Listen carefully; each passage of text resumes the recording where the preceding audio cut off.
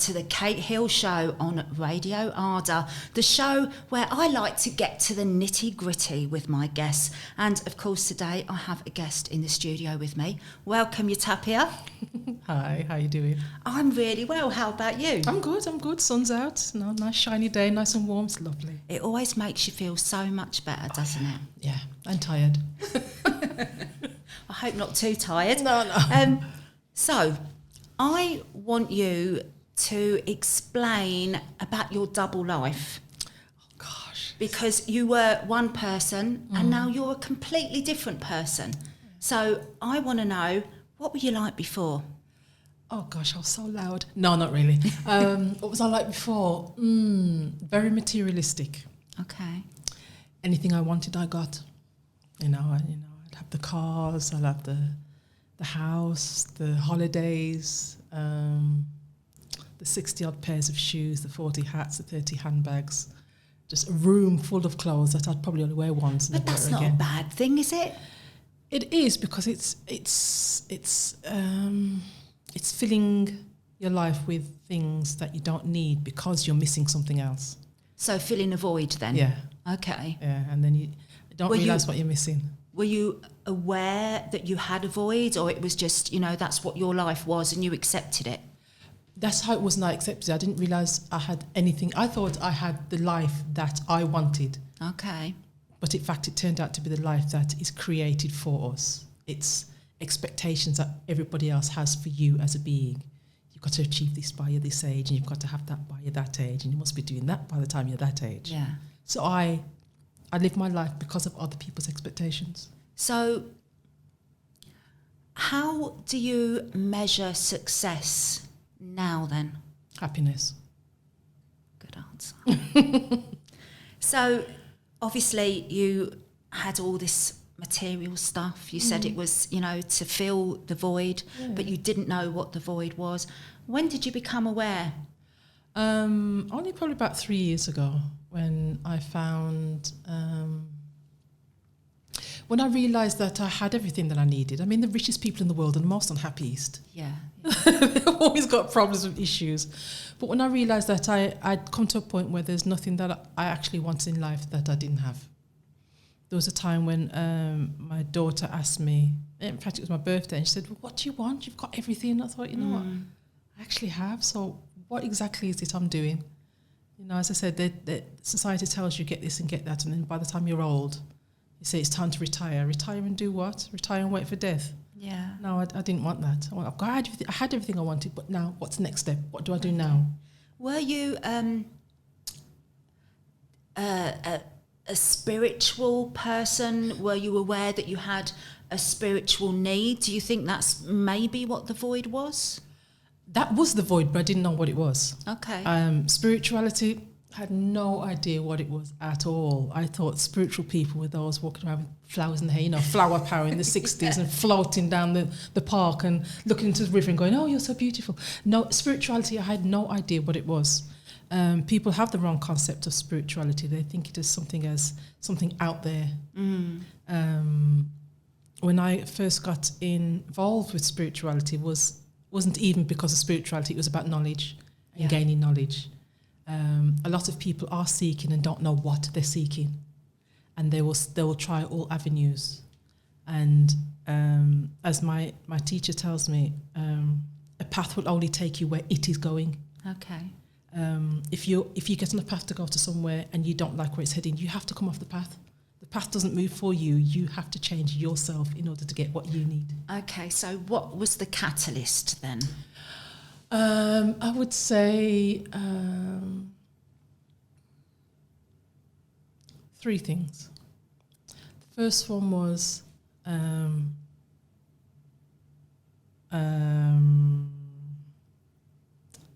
my job. Okay. I think that was the first one. Were you not happy in your job, or what was the situation? I loved my job. I was a foster carer for 20 years, almost 20 years. I'd raised over 60 children, and I loved my job, but I didn't like the way it was going. Okay. Because the government are always bringing in new laws. All children must be raised the same, and that's kind of stupid because everybody's individual, everybody's different, everybody has different needs, different backgrounds. There's not, you can't have 2 people the same.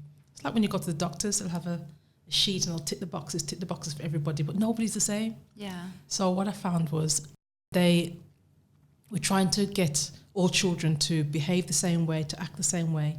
I understood they were trying to help the children that needed the help, but they were spoiling the ones that didn't need help. Right. And what I found was that they were very intrusive, and they were trying to get me to raise my grandchildren the way that they wanted children in care to be raised. So I was to raise them like they were in care. That's a bit shocking. No, it is, because they want everybody to behave. It's like you want to lead the country, so start them at a very young age. Get them instructed and conditioned so that when they're older, they're easily led. Yeah. And that's what's happening like in robots schools. Almost. Yeah. You'll find that in schools, a teacher will have an agenda set by the government because the government want the children to behave a certain way. You don't go to school to learn how to be a better person. You go to school to learn how to support the system when you're older. And I didn't like that, so I thought, enough's enough. So that was the first one. Right. The second one was my divorce. Oh, okay. And how, if you don't mind me asking, how did that come about? Not understanding what family meant. Okay. Again, we are told, Margaret Thatcher brought this in the 70s and 80s, that your family is your mother and your father, 2.4 children and a cat and a dog. Okay, the nuclear family was introduced to society and everybody jumped on board. What was left out was the grandparents, the aunts, the uncles, the nieces, the nephews, everybody else, your next door neighbour, your community, was no longer seen as the family, which it should have been. So I tried to keep that, but because people were stuck on the idea of nuclear family, they were lost in what family really meant. So that kind of split everything down the middle. I wanted one thing out of life. I think that was the beginning of a whole opening a can of worms, really. Yeah. As we can see with young people and the breakdown of the family unit, really. Yeah, it is. It's not very... because with that, we've lost the roles of a man, a woman, children, grandparents, man down the street. Yeah. What I now know is... we've all heard the phrase, it takes a village to raise a child. And it does. Because if you have two dysfunctional parents, they will raise a dysfunctional child. Yeah, of course. So you need the input of everybody else. Yeah. So you get that child balanced to see different points of views rather than a messed up one. Yeah. So I think we need to do a whole show on that, to be honest. So I could talk forever. Yeah, your divorce, and then what was the third thing that...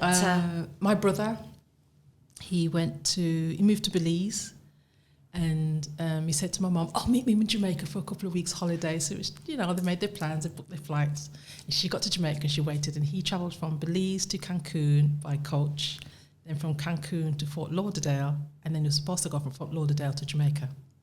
When he got to Fort Lauderdale, he was arrested and detained for 72 hours as a terror suspect because of his appearance and his name. Oh, wow. So he had, water shock treatment, sleep deprivation, he had the works. Just because he fit the characteristics of the so-called terrorist. Yeah. That was about 4 years ago. So, that's just... But how did that affect him?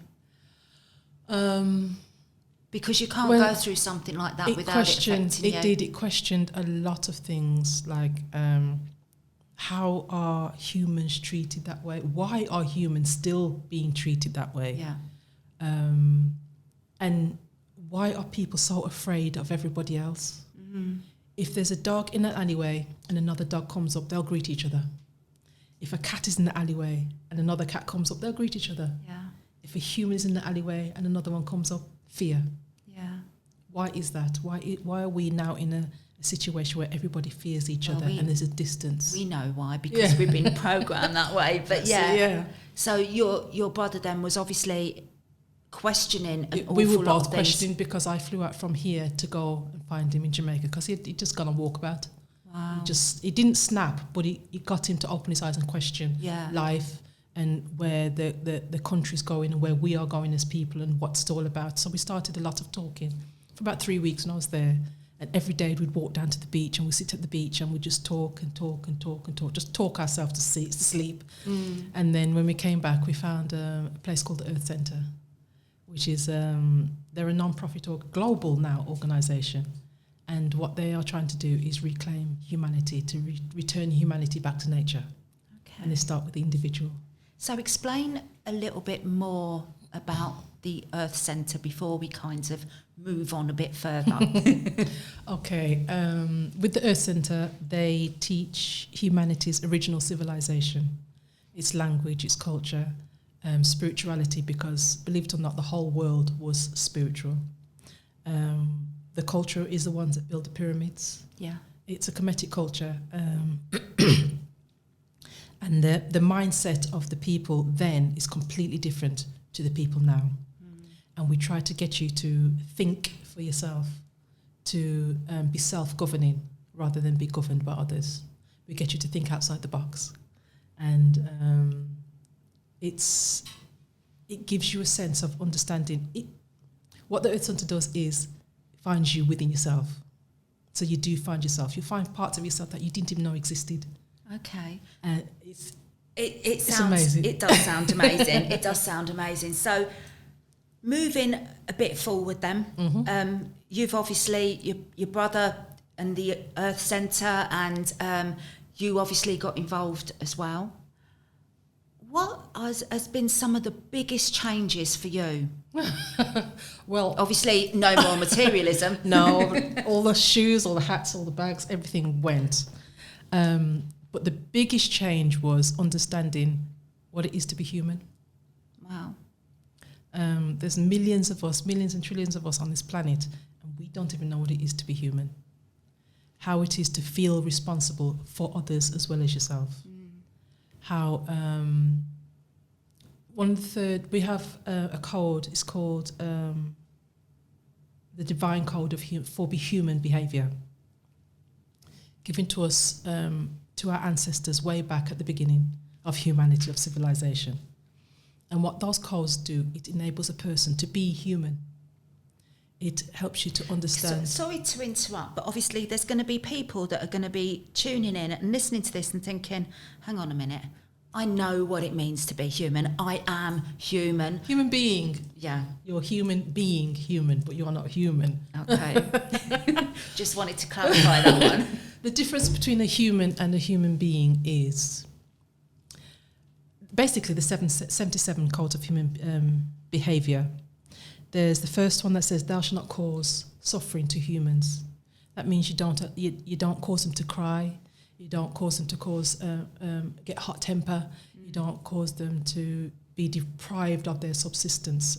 Subsistence isn't just necessarily food. Yeah. The third one actually is, thou shalt not deprive a poor person of their subsistence. Poor could mean poor in health, so you help them with health. Okay. Poor could mean helping food, so you help them with food. But you don't give them the food, you help them how to get food and to maintain that ability of getting food. You help them to maintain their health and help them to be able to keep maintaining their health. That's what it means by do not deprive a poor person of their subsistence. So it could be education, it could be anything. So would you say then that you feel you are a far better person? Definitely. I've gone 180 degrees. Okay, materialism is out the way, but I now see myself functioning better in society. I see clearer. I ask more questions. I don't see people as I used to see people anymore. I see them as people not understanding. Yeah. And people who just need a little seed. So would you say you're more empathetic to other people? Yeah, I am now. I was before, but I am now. It's just, I've learned how to recognize energies. At the Earth Centre, we also teach you how to read the Earth's energies, because the Earth holds the history of everybody and everything. Not just the history, it holds the future as well. So you can read the Earth to predict, or not predict, but to show you what your life will be like. Because as I was growing up, I could see children before they were born. So I tried different religions to try and understand, why is it I can see children, people don't give me the answer. And so I went to a lecture. The Earth Centre was giving a lecture in Wolverhampton, and my brother said, ask these people, because they'd know. I thought, nah, they ain't going to know. 30 years I've been plagued, not 40, 30 years I've been plagued with this, and nobody's given me an answer. So he said, okay, ask them. So when the lecture was finished, I went over to a tall guy called Nehez Meniou, and I said, okay, so why is it I see children before they're born? He went, oh, those children that you see, yeah, you're supposed to teach them. And then he turned around and he continued talking. And it wasn't the answer that surprised me. It was the way he gave the answer.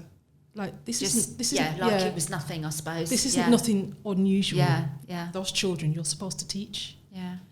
And that's what put the nail in the coffin for the Earth Centre for me. It's like, you've given me an answer, an unexpected answer, an answer that I've been waiting 30 odd years to hear. It wasn't the answer I was expecting, but it's better than that. Okay. Because it was more rounded, it was fuller, it was deeper, even though it was very short. I mean, I feel that with this conversation, we could just talk about so much, really, couldn't we? So much.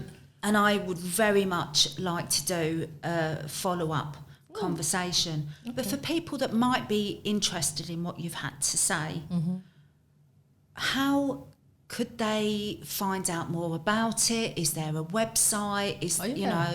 Okay, I said the Earth Centre is a global organisation. We have 6 in the US.